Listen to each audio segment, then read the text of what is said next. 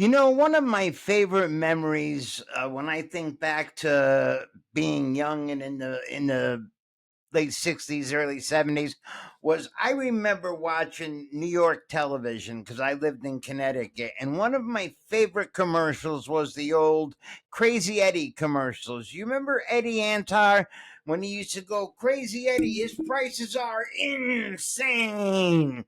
Well, that was Eddie Antar, and he had ownership of Crazy Eddie's, which was an electronics store in New York City, started in New York City when electronics were really starting to become popular. That's when VCRs started coming out. Remember your first VCR was like $500 when we were kids, and now you can buy them at the Goodwill for like $9. Well, Sam had a great concept, and his cousin, Eddie had a great concept, and he got his cousin Sam, who was a CPA, to come in and do the books for him. But Eddie's concept, with Sam's knowledge, was a little different. Okay, what it really became was a big embezzling scheme, and it ran for 10, 15 years, whatever it ran, and Eddie Antar,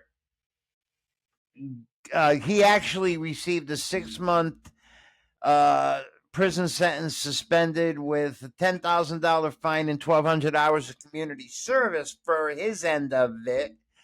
Sam went to jail. I think he was in jail for 6 or 8 years, and he had a fine and he had a restitution to pay and so forth.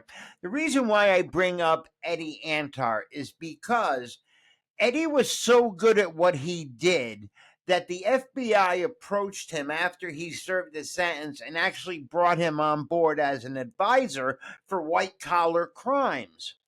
And you will never guess the latest crime that Eddie Antar did forensic accounting on.